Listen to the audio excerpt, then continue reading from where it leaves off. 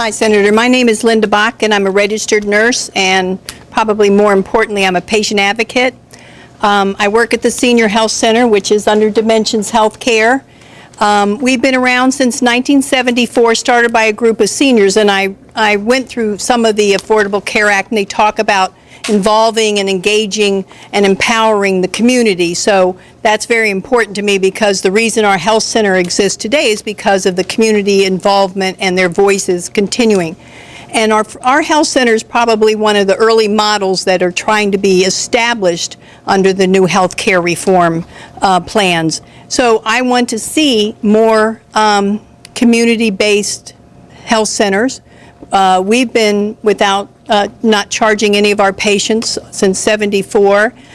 So we've done away with our co-pays and many other things. I know that under Dimensions, a lot of people use the emergency room as their primary medical home. So I would like to see more community-based health centers opened up, and some specifically for seniors, because the needs of seniors aren't to be rushed through in 5 minutes. They need time, they need, and I'm a senior, by the way, at least my twin is. She'll get her new decade next week, poor thing. But I just want to see, more community-based health centers, because we have people from Prince George's County coming to Brentwood from Laurel and Southern Maryland, and it's just a long drive for people to be on a bus for a long time. But here's my concern, and this is what I really want to stress. We have our medical doctor, our medical director, and when someone comes in without insurance and with, diabetes or any complications, we do not have the specialty component in our health center or the tertiary care out there for an endocrinologist or a cardiologist. So I really want to see, more health centers, more funding for the Senior Health Center to help Ken Glover and the Dimensions family, because our little over $500,000 budget keeps hundreds of seniors out of the hospital, and we're saving a lot. But I really want to see some specialty and tertiary care that we can send our patients to without costing them their arm and their last leg. Thank you for that question. Thank you very much. I think Ken Glover will acknowledge the fact that Dimensions, it's critically important for efficiency of care to get people into primary care facilities and out of their emergency rooms. That too many families use the emergency room as a clinic or as a primary care facility, and that's the most expensive way. And also, by the way, usually they'll wait too long, and they don't get the preventive services that they need or the type of attention that they need that you can get in a health center. Help's on the way. Immediately, there's support in this bill for dramatically increasing the support for federally qualified health centers. We're talking about almost a doubling of the resources in this country. We're talking about a huge commitment of expanding this. Now, we've already started on this on the American Recovery and Reinvestment Act. And in Maryland, several of our health centers have seen significant increases in capacity as a result of investments through the Recovery Act. But under this bill, we provide even more support for expansion of qualified health centers. That means new centers and expansion of existing centers, not only in numbers, but also in the type of services. We want to see more dental care in our health centers. We want to see more mental health services in our health centers. We want to see them more comprehensive. We want to see them larger. You're correct. We want to see them in areas where the greatest needs are. And that could sometimes be seniors. Many of our qualified health centers have a large demographic group within the senior population. So we want to make sure we're meeting the needs. The good things about health centers, they're needed in rural areas, they're needed in urban centers. They're needed both places. And we want to make sure that we have a comprehensive plan, and the state of Maryland has been pretty aggressive in this. There's also other avenues available where the state of Maryland or nonprofits can participate with the federal government on programs to deal with primary care needs, so that you can really set up your own demonstration program to show that you are managing health care. It's one thing to say that everybody has health insurance. It's another thing to say that there are services available for every community. And we know that's not the case today. And we know it's not going to change just because we passed this bill. So we know that and I've heard from a lot of hospital administrators. They say, look, we know there's a lot of unmet needs. You've got to give us time to expand the facilities and the resources to expand the facilities. That's why most of the provisions on responsibility kick in 2014 to give us the lead time to get the facilities in place so that when the mandates come, the services will be there, in addition to the reimbursements under the healthcare system. My name is Diane James, and I'm the Senior Health Insurance Program Coordinator for Prince George's County. One of the things that I do as a SHIP for the county is to do, like you, is to educate individuals on healthcare reform. But one of the questions that I always get whenever I'm out with individuals is questions on doc fix. Now, you actually mentioned a little bit about that, but what do we say? Because this can has been kicked down the road quite a bit, and so what are we to tell our residents when they want to know about doc fix? Thanks for the question. First, would you please give this woman a round of applause? Our SHIP people are doing such a great job for us. I mean, they have been there answering questions for our seniors. They come to the senior centers. They're always available to us. I just thank you for the time you put in to try to help our seniors and understand the complexities of this health care, because it's not easy. Believe me, it's not easy, as I think this debate over the last 2 years have shown. So we are very much interested in trying to provide the type of support that you need. And your question dealt with what doc fix. The doc fix. The problem we have is you can look at it from 2 points of view. One, you can look at it from a scoring or a government expenditure point of view. If you look at it from that point of view, it's going to be very difficult to fix because no one expects the old system ever to kick in. So what many of us have said is really part right now of the base budget. So why don't we just assume it in the base budget rather than having to find the offsets to pay for something that is already agreed will never happen. It's sort of like the alternative minimum tax debate. If you look at it that you have to have an offset, then you're talking about $200 billion. It's a lot of money to fix this. And we don't know where the money's going to come from. The one thing I can tell you, the Congress will not allow the cuts to go into effect. It's not going to happen.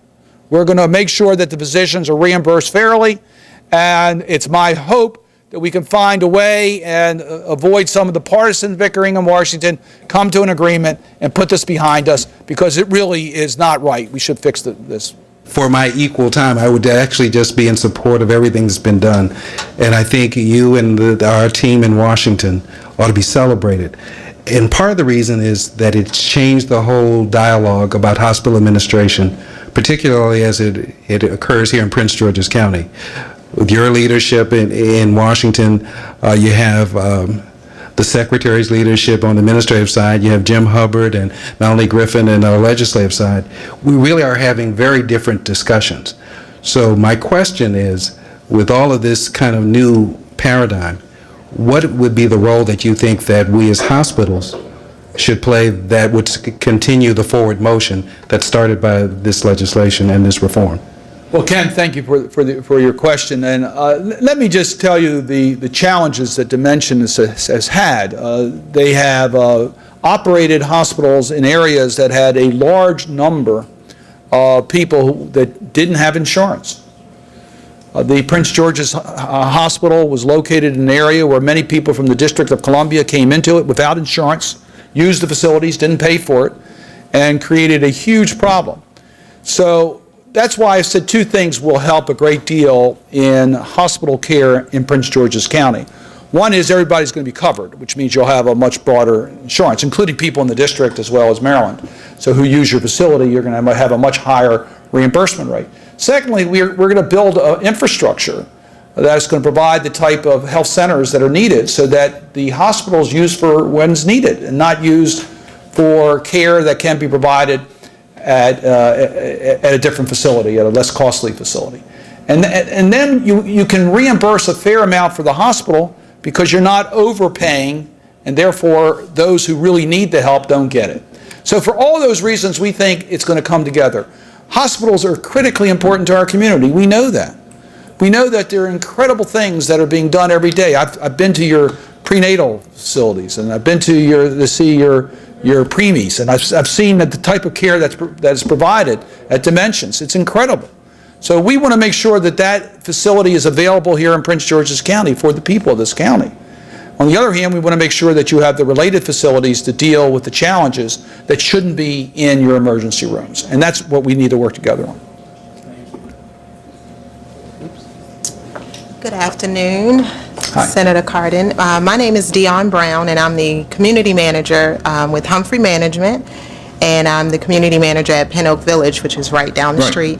And my question is, in the package, what is in the package that will allow seniors to remain in their homes without having to leave to transition to assisted living or nursing homes? Many of the seniors that I deal with have a issue with leaving their own private home because there isn't anything in the package that relates to them. Thank you for that question. As I said earlier, there's some things that I would like to have seen in this bill that are not in the bill.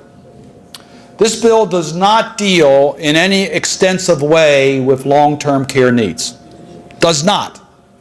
I think we need to deal with long-term care needs. I think it's a huge issue for America. But this bill did not really deal with long-term care needs. Yes, it has a voluntary insurance program where you can buy an insurance policy that will pay you a certain amount of money if you need home health services or institutional care or assisted care. If you need that type of care, there's an insurance plan that you can buy. That's an improvement, but it doesn't deal with the underlying problem of how we deal with long-term care needs. Too many families have to reach a very difficult decision, whether they can continue to keep their loved one in their home or whether they put the person into an institution. And in many cases, it's a financial issue. And you know that you can spend down, qualify for Medicaid, and the government will pay the cost of institutional care, adding to the cost to the taxpayers, but not exactly what you want to do. You would much rather have stronger home health services or respite care or assisted living, but we don't provide a lot of subsidies for assisted living. There are some, but it's not as strong as nursing home care. So we've got to really fix the long-term care issue, and it will save us, save the taxpayers of this country, significant tax dollars, and provide better services in the community, what people really want. You know, all of us, I mean, I've gone through in my own family a situation where, you know, my father was very sick, and we were able to keep him in his home environment. We were able to do that. It costs a lot less money than putting him into a nursing home, and my father was a lot happier. That's where he wanted to be. But for many families today, they don't have that choice. And we've got to figure out a way that a person receives the right level of care and the right incentives are there for it, and it will save all of us money, and it'll be much better for people as far as quality of life.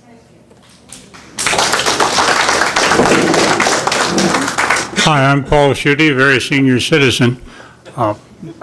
Health reform was such a painful process, and one reason is the Senate's own rules, where a simple majority means nothing. You need 60 votes to get anything done, and 60 votes seem to be hard to come by unless you give away the store. What can you do as a senator, and what can the Senate do to change this situation? Well, thank you for that question. I agree with you, and that's why many of us have been trying to put a big spotlight on the procedural problems in the United States Senate. We have rights to protect minorities in the Senate. They're there for legitimate reasons. And I can understand on a fundamental issue why the party that's in the minority may want a little bit more time in order to be able to make their point. And you can in the United States Senate. The difficulty is that over the last 4 years, the party that's been in the minority has used the filibuster routinely on every bill, on a district court judge, on a minor bill dealing with certain land use. And we have not been able to bring these bills up because of two reasons. One, the 60-vote threshold, but secondly, the time. It takes too much time to go through the filibuster votes. It can take a week, and we can't spend a week on a relatively minor bill. So it's been terribly abused. Your answer is, what can I do? Well, I'm going to talk out about it.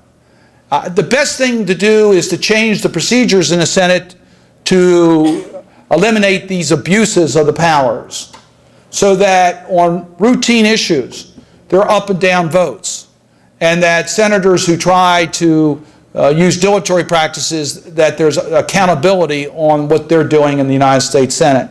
Secondly, we can make it really look like what's going on. I think a filibuster should be a filibuster. I think persons should stand on the floor and speak. You know, let the public see what's going on rather than just saying we can't bring up a issue because of 60 votes. And third, I would hope that we could find Democrats and Republicans working together to change the rules of the United States Senate. And that's a fundamental issue. Look, I know many of you here, I've worked with you, you know that I believe that elections are partisan events, but after elections are over, you work together, Democrats and Republicans, get things done. I worked very closely with Republicans when I was in the House and in the Senate to get things done. A lot of the health care bills that Gloria mentioned was a result of working with a Republican, because that's how you got things done. And that's how you need to work. Democrats and Republicans need to work together. This partisan division is just wrong.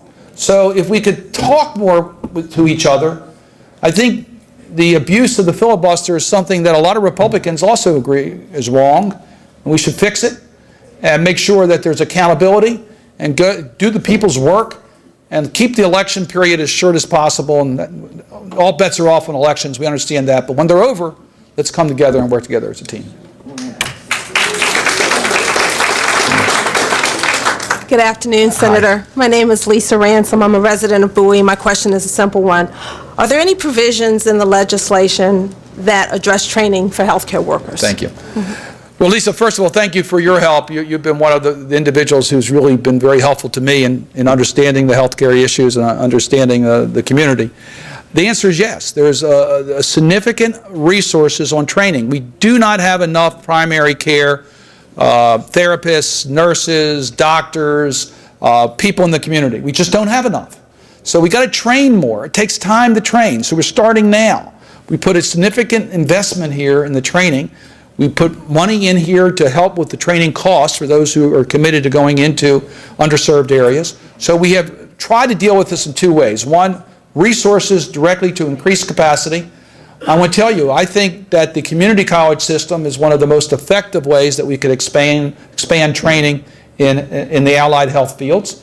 That's true here in Prince George's County. It's true in many other areas of our state. And they've already made some adjustments to increase the numbers, and we're going to try to encourage that more. But one of the difficulties is to get nurses who want to be teachers, because they can make more money doing other things than teaching. So we're going to have to invest to really increase the capacity on the primary care front. And we're committed to doing it. We're starting today, and we know that we have to have this fully implemented by 2014. Thank you, Lisa. Hello. Hi, how are you? I'm Gladys Handy, and I'm a member of the Bowie Senior Center. I have problems. I've had cataracts removed. Right. And I've looked into some opticians, and they all want me to pay up front and then submit the charges to Medicare. Well, I can't do that. I don't have the money. So I wondered what can be done about that. Well, thank you for that question. My understanding is that there are ophthalmologists that will not take Medicare as their primary, and therefore, or won't take any insurance basically as their primary, and therefore require you to pay the bills up front and assist you in getting reimbursed for it. But I believe that's the minority of the ophthalmologists. I think most ophthalmologists will work directly with the Medicare system and do the billings directly through the Medicare system. So I guess my suggestion is to talk to the SHIP representative, to talk to the representatives to see whether we can't get you a broader list of doctors that you may want to visit. Thank you. Very much.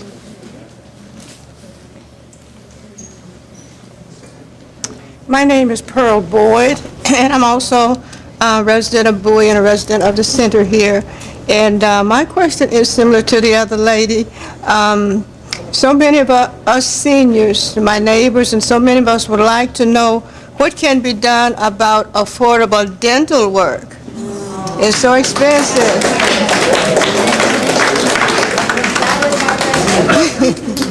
Thank you for the question. Dental care is so important.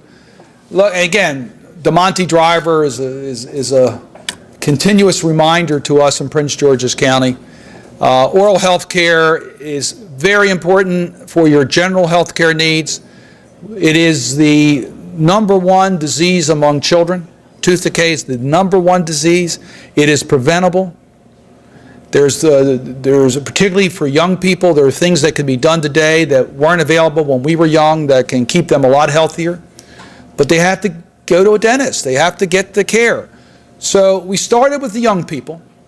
And in the Children's Health Insurance Program, the SCHIP program, I am very proud of an amendment that I offered that includes mandatory dental care for children. They are covered under this bill. They will be covered. We've also expanded dental care in this bill. There's an expansion of dental care that will provide more comprehensive care, but still not enough. I come back to the same question basically on the hearing aid. This is an area that I find needs to be included in Medicare comprehensively, more comprehensively than it is today. I agree with you. I understand about that, but it's such a broad program for youngsters. My grandchildren, they can go to some of these places they have now and get care, free. But now that we're the age that we are, what can we then do now? And so are there any dentists or any programs where we can be covered, at a reasonable cost? The answer is yes, and again, I'm going to refer you to the SHIP people that are here. There are opportunities, but it needs to be expanded. We don't have enough yet, but there are opportunities. Thank you. I've been informed that you are the last two that asked your question, so. Last but not least, thank you very much. I'm Sally Leonard from Greater Baden Medical Services, and first I want to thank you, Senator Cardin, for your work on health reform legislation, which I believe is critically necessary, and also for your support of community health centers. However, I would be remiss if I didn't point out that the health center program is designed for rural areas and urban areas, but we live in a suburban area with incredible need. And I wondered if you could briefly talk about the revamping the criteria for medically underserved areas and populations. Well, Confusing too many people. well, I think, as you know, we've had conversations about this. We support very much the expansion of the definitions to, these are basically weighted point areas as to who gets funds. And we are very much interested in expanding the standards. We think when you increase dramatically the amount of funds available for the qualified health centers, that we have the ability to change the standards. So therefore, a suburban area that has unmet needs can get services under qualified health centers. We think that's going to be critically important to meeting the goals of the new health care bill. So we're going to continue to work with you, and congratulations on what you're doing. You're doing great work. And let me just conclude on this optimistic note. I think your questions today show that Americans are really interested in us resolving these issues. They know there are problems in the current system. They know they've had problems with private insurance companies, or why isn't my hearing aid covered, or why can't I get dental care? These are questions that we need to answer. But I think we do have the framework, and I believe now the commitment, to make sure that we answer those questions.